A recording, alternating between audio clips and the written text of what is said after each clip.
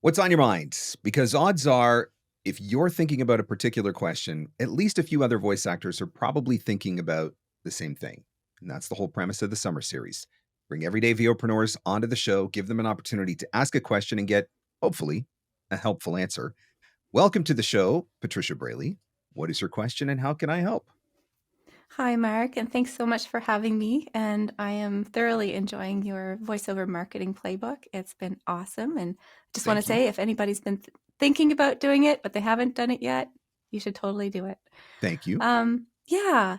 So, my question is around niches. So, Okay. I am trying to kind of narrow down my niche because I feel like it's a little bit too broad right now. I have kind of three main areas that I've been thinking about, Okay. but they're all quite large, each one of them. So um, I guess I'm wondering, like, what criteria should you use to kind of narrow that down? Um, kind of based on what makes the most sense. Yeah.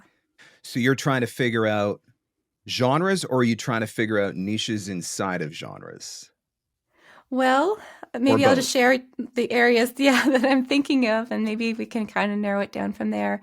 So I'm thinking, like, because I have a calm, soothing voice, or people have told me over the Yep. years, um, that my voice would be well suited to like wellness, personal development, Mhm. and um, you know, luxury brands and so on. Although those, like I said, are all very, very big categories. Yep. Okay. I definitely think wellness makes a lot of sense for you. I think guided meditations and things of that nature, I think that's definitely an area that makes a lot of sense, and I do think your voice has a value proposition for that. So that would certainly be something that I would be thinking about. I mean, there's a few different ways that you can look at this. One is when you're working with a coach, often if you're working with a good coach, they're going to give you some indications of, I think you'd be really suited for this. So it could be, I think you're really suited for this genre, or I think you're really suited for this type of read, or I think you might be suited for this, niche inside of a genre or whatever. So listening to what your coaches have to say, I think that's always advantageous. So that's one thing that you can look at. The other thing, or another thing, would be demos that you have available to you. Obviously, for any of the places that you want to market, it's going to be limited to the demos that you currently have available.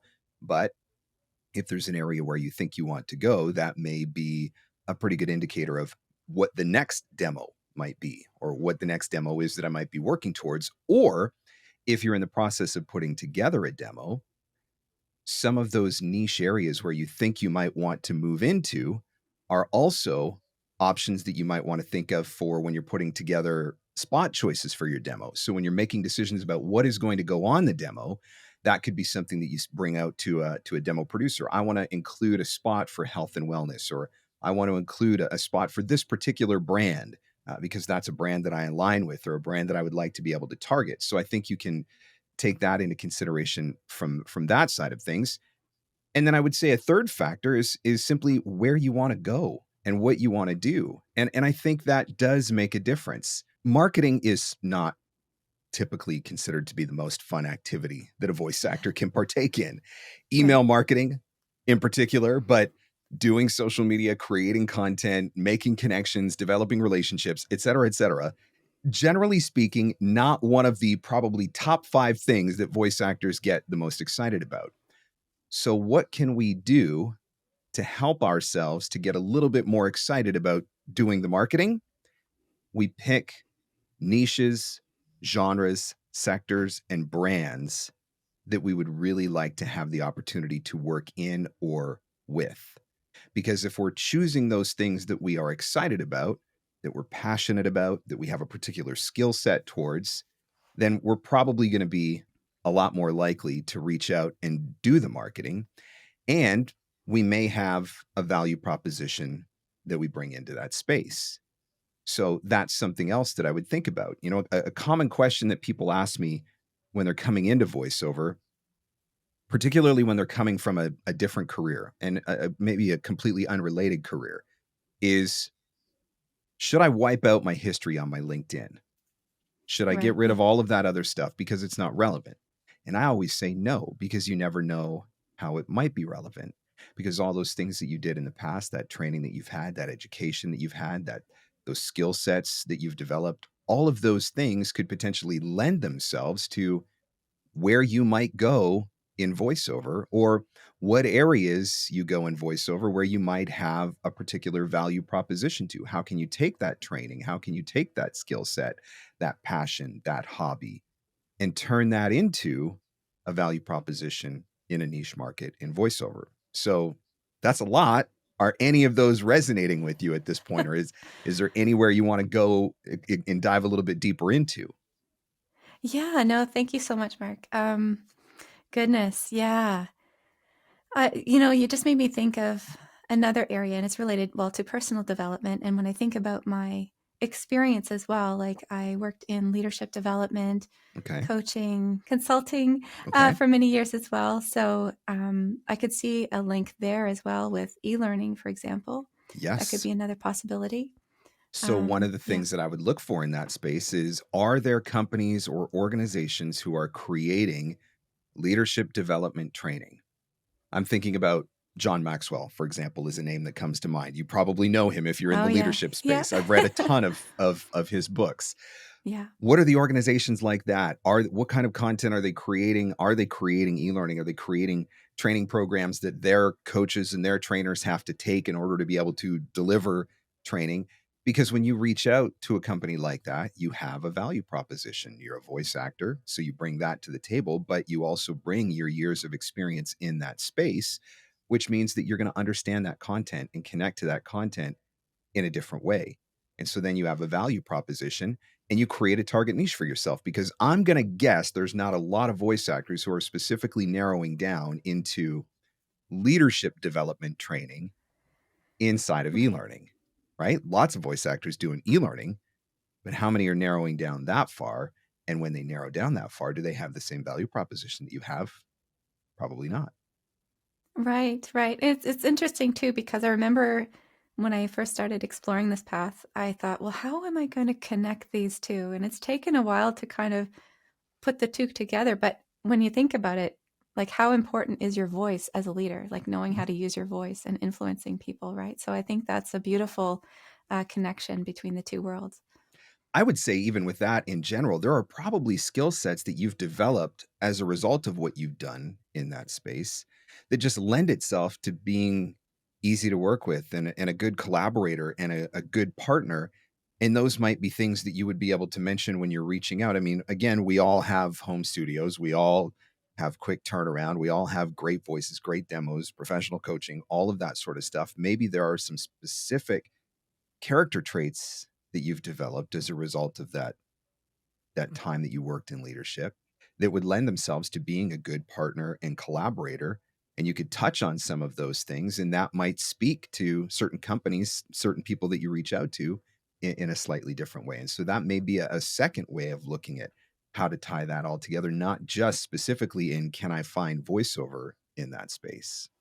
Right. Yeah. Certainly having the business acumen as well as, relationship building is, as we've talked about, so important, so essential for any business. And particularly with voiceover, we need to be out there all the time connecting with people and creating those meaningful connections. Yep, absolutely.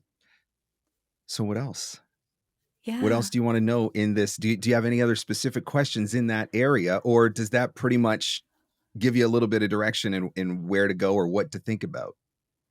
Well, I guess I'm thinking in terms of, so you connected me with VA for VO, and thank you Okay. again so much for that. Yep.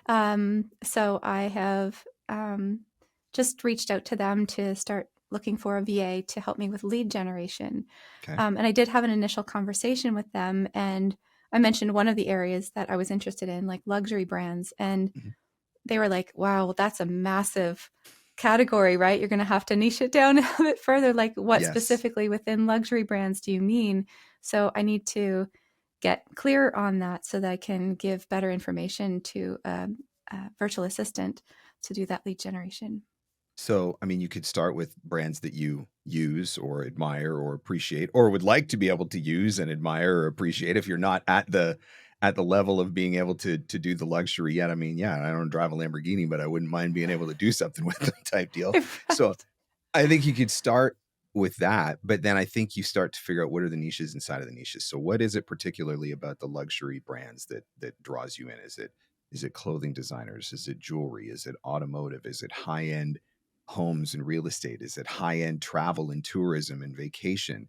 Right? So you start to think about some of those specific things, and then you can niche down even further. So, just playing for the fun of it here, let's say that you're somebody who's very passionate about travel, and that's something that you enjoy doing and you really want to do, but you're also really into this whole luxury side of things. So then you start looking at, okay, well, where are the places that I would like to go and how would I get there? So is it looking at particular airlines, particular cruise lines? Is it looking at particular hotel brands or resort brands? Is it looking in particular geographic locations? Because these are the areas where I would really like to focus. Could you narrow down into that? And so it's kind of just, it's I always say with this, finding your sweet spot and finding some of your niches, it's kind of putting on like channeling your inner Scooby Doo, right? There's a mystery to solve, and just start putting the pieces of the puzzle together to figure out where that actually looks like. So you start to map it out.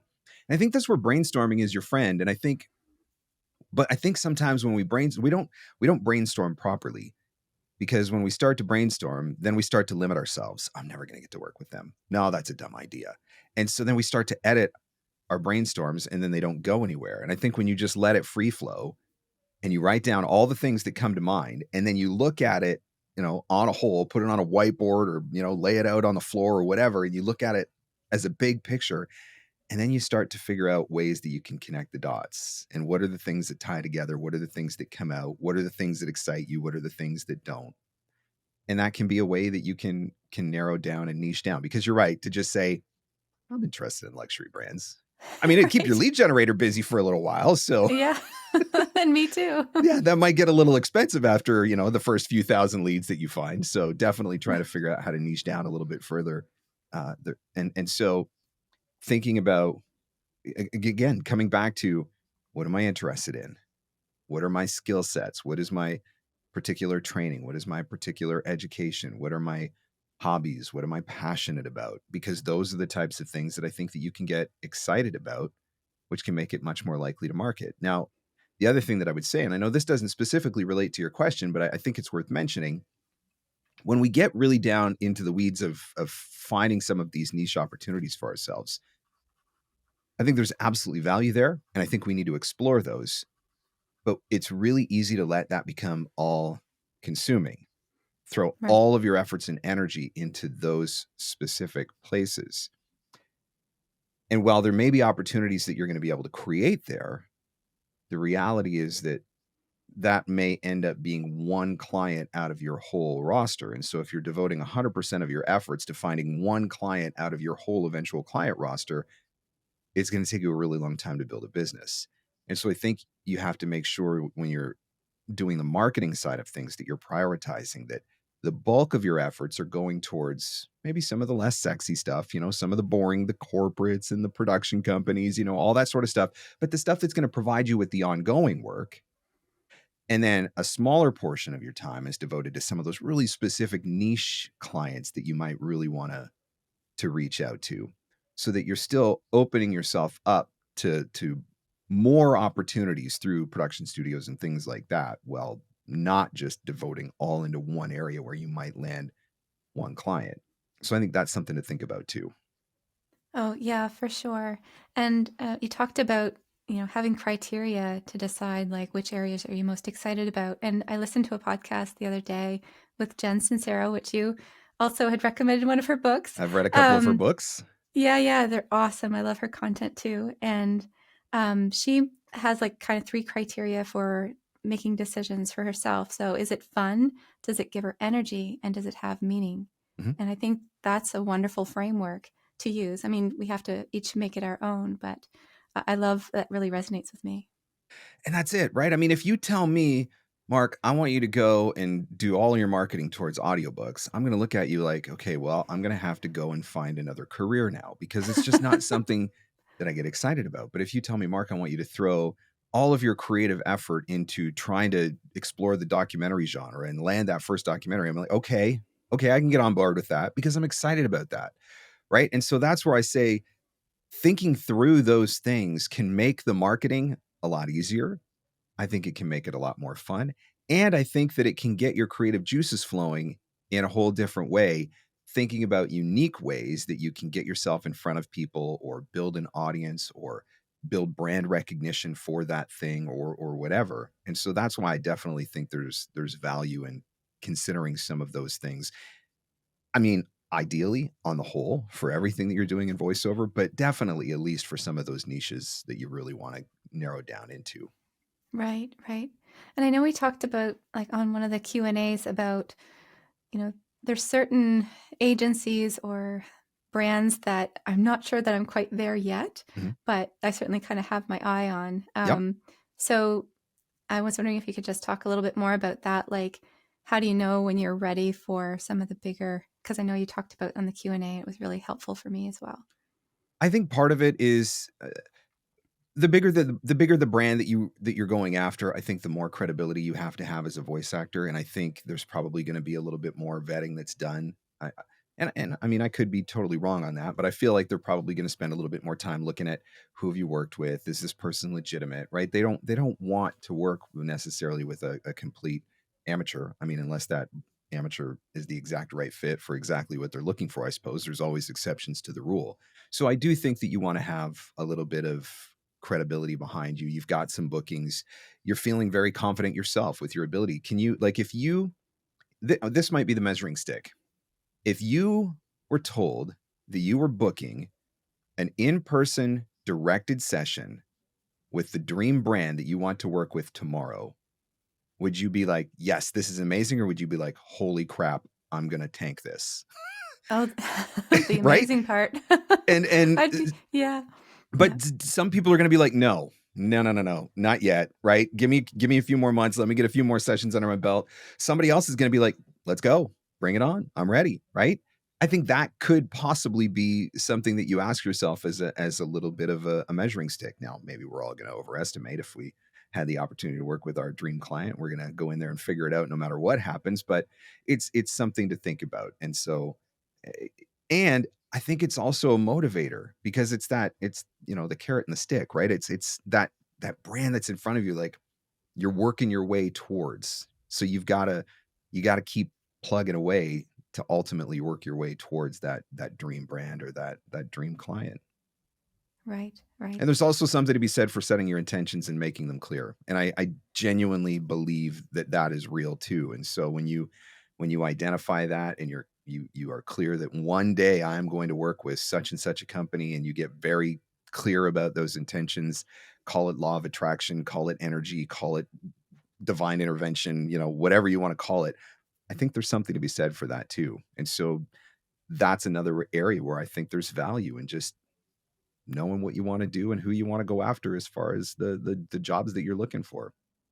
Yeah. No, it's so true, and, you're just making me think I need to update my vision board because 'cause I've got a lot of things on there, including, images related to voiceover, but Yep. getting more specific, I think, is always a Some good of those thing too. brands, some of those things, Right? some of those people that you would ultimately like to work with, there would absolutely be, value in putting those on there.